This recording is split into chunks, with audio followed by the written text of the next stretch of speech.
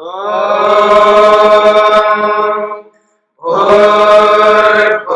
स्वः तत्सवितुर्वरेण्यं भर्गो देवस्य धीमहि धियो यो नः प्रचोदयात्।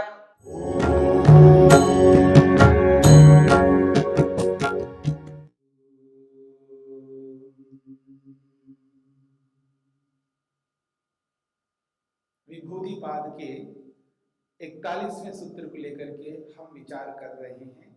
प्रसंग है सिद्धियों का।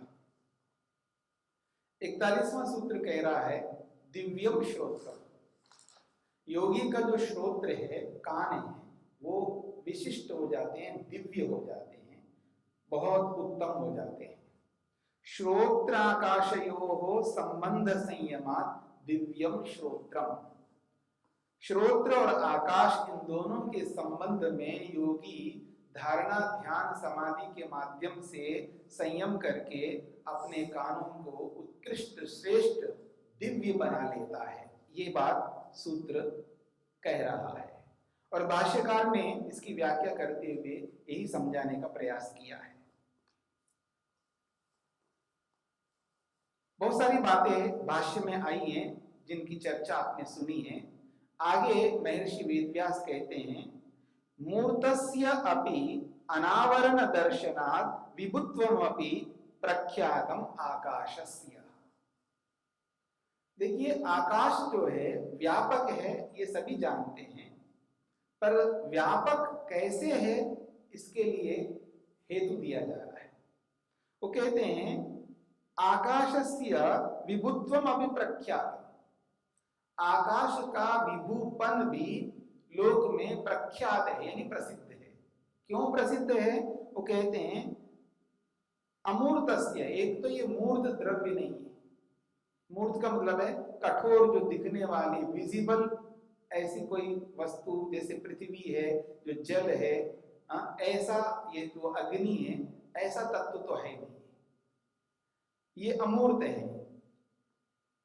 तो अमूर्त है। और फिर कहा अनावरण दर्शना, कोई रुकावट देखा ही नहीं जाता है। आप स्पेस में, अवकाश में जाते जाइए जाते जाइए जाते जाइए कि कहीं पर भी कोई आवरण ही नहीं आएगा। मतलब हमारी गति को रोकने का कोई आवरण कोई आ जाए, अवरोधक तत्व, बस इसके आगे आप चल नहीं सकते, तब तो हम मानेंगे बस आकाश यहीं तक है, इसके आगे आकाश नहीं। तो इसका अर्थ यह है कि कोई आवरण, अवरोधक तत्व के ना होने के कारण से ये पता लगता है आकाश छोटा मोटा नहीं है, ये बहुत बड़ा है, अर्थात व्यापक है। ये बात कही जा रही है। तो इसका जो विभुत्व है, ये विभुत्व, इसका व्यापकत्व, ये आवरण के ना होने से ही सिद्ध होता है। ये बात कही है। एक और बात कही जा रही है शब्द ग्रहण अनुमितम श्रोत्रम।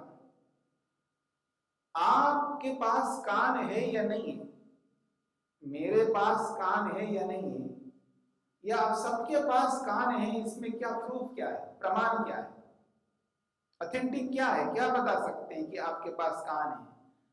यही है ना, आप सुन रहे हैं शब्द, मैं जो बोल रहा हूं आप सुन रहे हैं। अगर आप सुन नहीं रहे, मैं बोल रहा हूं फिर भी आप नहीं सुन रहे, तो मेरे को पता लगेगा कि आपके पास कान नहीं है।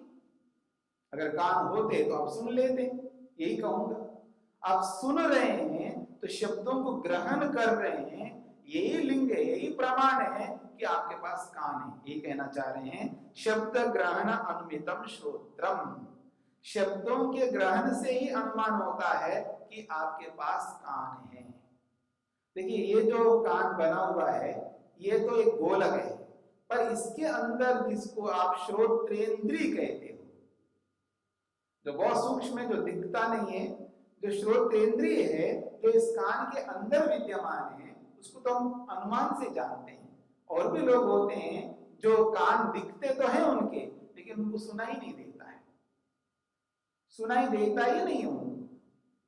इससे पता लगता है कि उनके पास श्रोत्रेंद्रिय काम नहीं कर रहा है या है ही नहीं है, यही माना जाएगा। तो ऐसे ही कहना चाह रहे हैं यहाँ पर, शब्द ग्रहण अनुमितम श्रोत्रम, शब्दों के ग्रहण से यानी शब्दों के सुनने के कारण से ही ये पता लगता है, ये अनुमान होता है आपके पास, मेरे पास, हम सब के पास कान हैं। बधिर अबधिरयोः एक शब्दम गृह्णाति अपरो न गृह्णाति इति। भाष्यकार स्वयं स्पष्ट कर रहे हैं, जो बहरा व्यक्ति है, बधिर कहते हैं उसको संस्कृत में, बधिर यानी बहरा। एक बधिर है और एक अबधिर है, एक बहरा है और एक बहरा नहीं है। इन दोनों में से एक तो शब्द को तो गृह्णाति ग्रहण करता है, यानी दोनों में से एक तो शब्द को सुन रहा है और एक शब्द को न गृह्णाति सुनता नहीं है। तस्मा श्रोत्रमेव शब्द विषयम, इसलिए सिद्ध होता है कि श्रोत्र ही शब्द का विषय बनता है,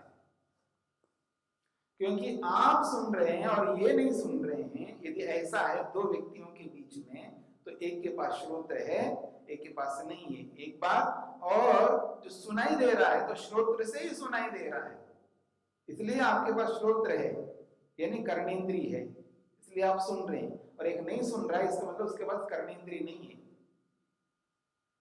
तो यही कहना चाह रहे हैं। और ये जो शब्द है ये कान का ही विषय है, शब्द विषय वाला ही श्रोत्र है, ये भी एक बात सिद्ध होती है।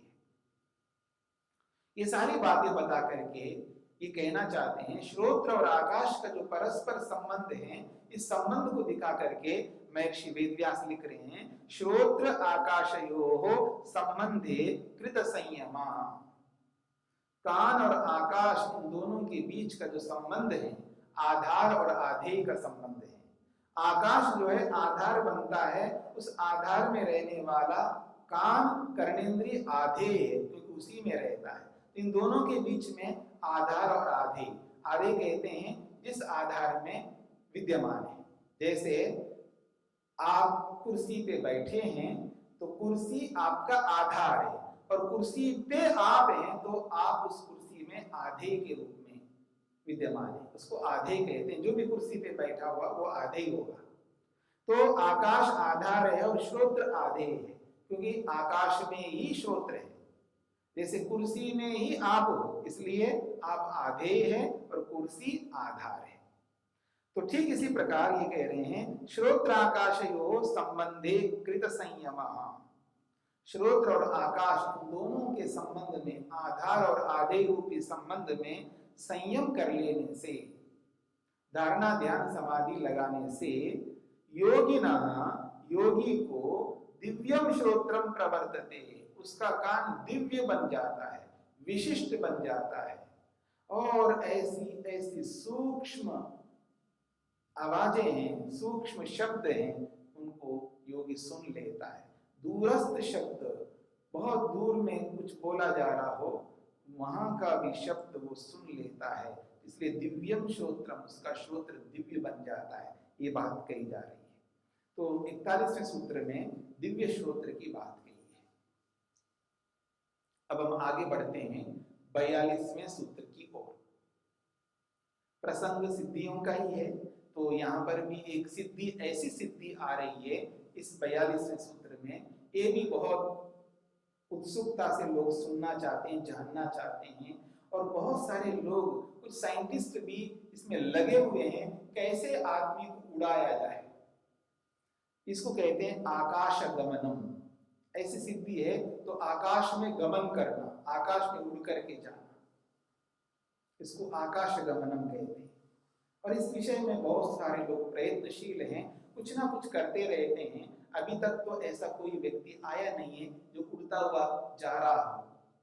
जैसे पक्षी उड़ करके जा रही हो, वैसे आदमी उड़ करके जा रहा हो।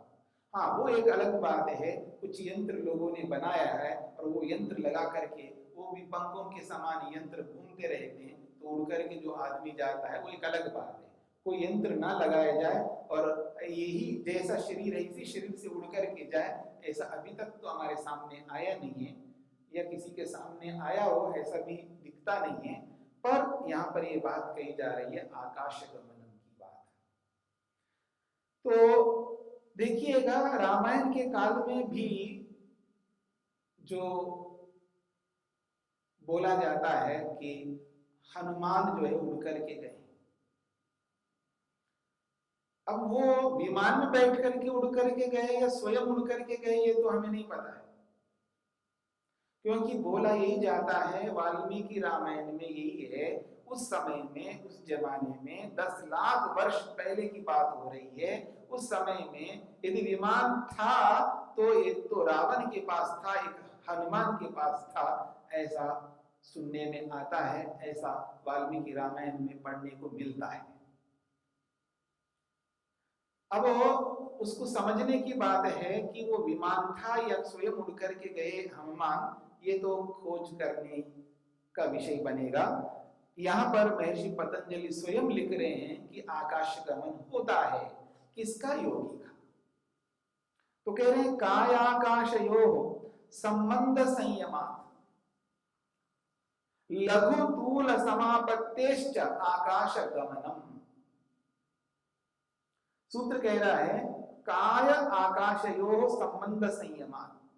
काय कहते हैं शरीर, और आकाश तो आकाश है ही है, तो शरीर और आकाश इन दोनों के संबंध में संयम कर लेने से, धारणा ध्यान समाधि लगा लेने से, च का मतलब और लघु तूल समापत्ते।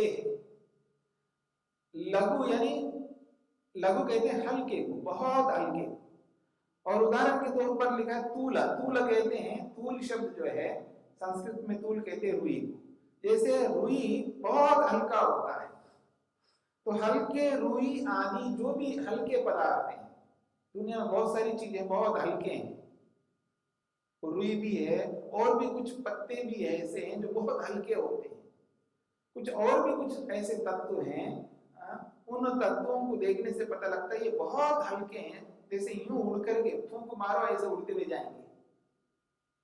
तो ऐसे हल्के पदार्थों में समापत्ति करने से, समापत्ति का मतलब है उनमें एकाग्र होने से, उन हल्के पदार्थों में समापत्ति है संयम कर लेने से, यानी धारणा ध्यान समाधि लगा लेने से योगी का क्या होता है? आकाश गमनम। वो आकाश में गमन करता है, आकाश में उड़ करके जाता है, जैसे पक्षी आदि उड़ करके जाते हैं वैसे। तो सूत्र तो यही कह रहा है, आकाश और शरीर इन दोनों का संबंध परस्पर क्या है, इनको समझ ले व्यक्ति, इनके संबंध को समझ ले।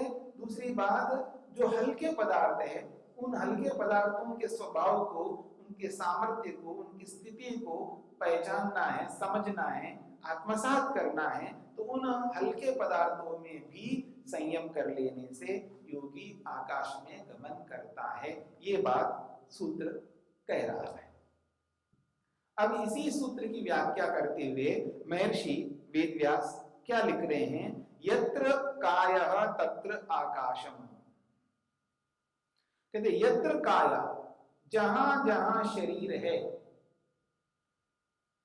तत्र आकाशम, वहां वहां आकाश है। क्योंकि शरीर अगर है तो आकाश को तो होना ही पड़ेगा, क्योंकि बिना आधार के आधे कहां रहेगा बताइए।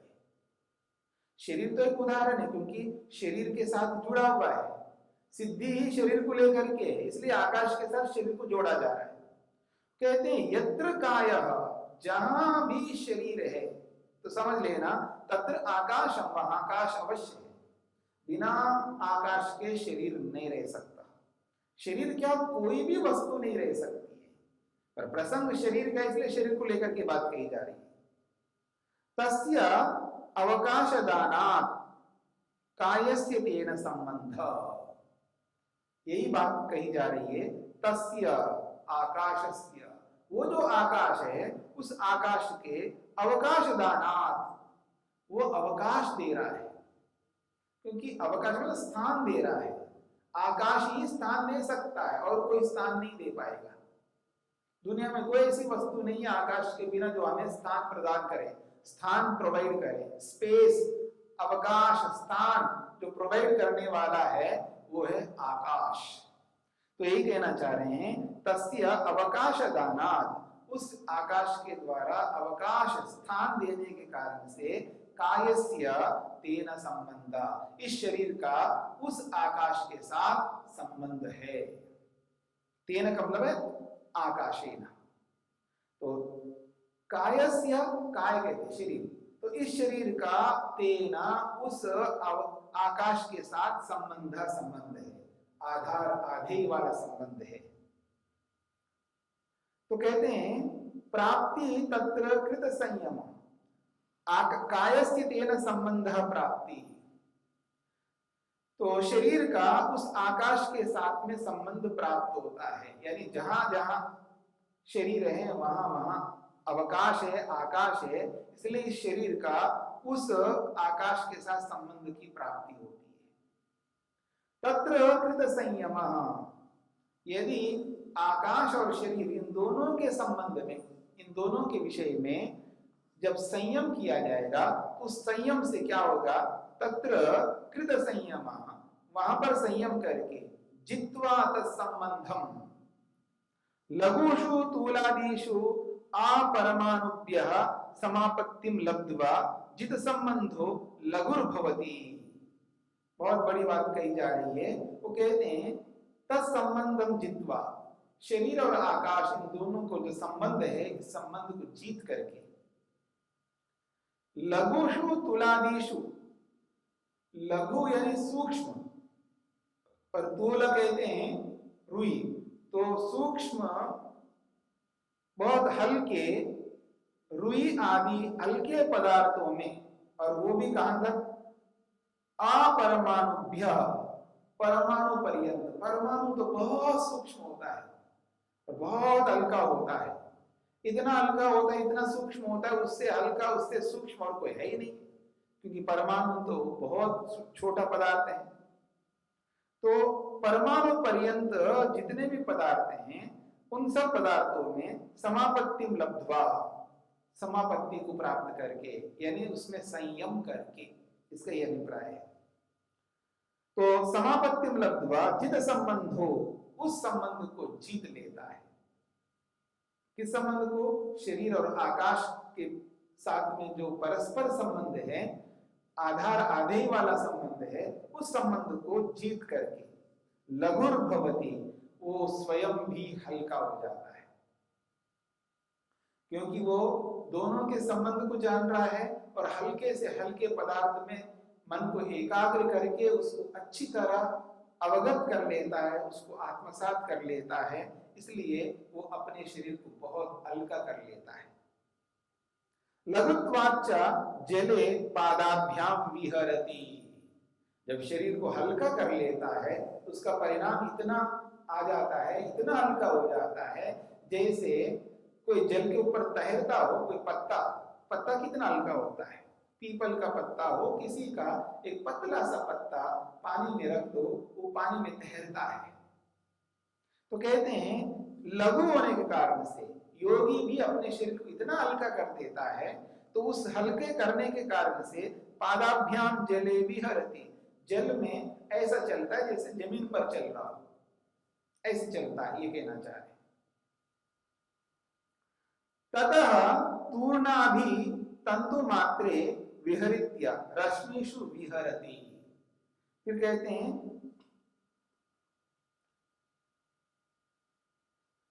ततः तूर्णनाभि तंतु मात्रे, तो तूर्णनाभि कहते हैं मकड़ी, मकड़ी के तंतु में, मकड़ी के जो जाला है उस जाले में भी विहरित्या, विहार करके, यानी मकड़ी के जाला जो है कितना सूक्ष्म होता है और कितना हल्का होता है, बहुत हल्का बहुत सूक्ष्म होता है उसका जाला, उसमें भी विहार करता है, उसमें भी चल लेता है, ऐसा कहना चाह रहे हैं। और रश्मिषु विहरति, रश्मियां, किरणें, सूर्य के जो प्रकाश जो है, तो सूर्य की जो किरणें आ रही है धरती पर, वो किरणें कितने सूक्ष्म होते हैं, उन किरणों में भी वो विहार करता है, उसमें भी चलता है, ऐसा कहना चाह रहे हैं, इतना हल्का योगी होता है। ततो यथेष्टम आकाश गतिरस्य भवति, इस प्रकार से उसकी यथेष्ट मतलब जहां जाना चाहे, आकाश में जहां उड़ना चाहे वहां उड़ लेता है, रश्मियों में जाना चाहे सूर्य की किरणों में जाता है, और मकड़ी के जालों में भी विहार कर लेता है, पानी में भी चल लेता है, इतना हल्का अपने शरीर को बना लेता है, ये इसका अभिप्राय है। तो यहाँ पर बात समझनी है कि अभी हमने उदान जयात जल पंक कंटकादिषु असंग ये जो बात कही है, तो जैसे उदान नामक प्राण को जब जीत लेता है तो शरीर को ऊर्ध्वगमन करके शरीर को हल्का बना लेता है, उसका और इसके साथ संबंध है। तो इसलिए शरीर हल्का वैसे नहीं होगा, शरीर तो भारी है, जितने भी किलो का है तो है, बहुत भारी माना जाता है, लेकिन इसको इतना हल्का करने का अभिप्राय है, उदान नामक प्राण को जीत करके ऊर्ध्वगमन करके प्राणों को ऊपर की ओर खींच करके ऐसा रखता है जिससे शरीर हल्का हो जाता है, तभी पानी में चलना और सूक्ष्म से सूक्ष्म पदार्थों में विहार करना, सारी बातें संभव हो सकती है। तो इस प्रकार से योगी आकाश और शरीर के संबंध को जान करके उसमें संयम करके आकाश गमन करता है, ऐसा महर्षि पतंजलि और महर्षि वेदव्यास कहना चाहते हैं।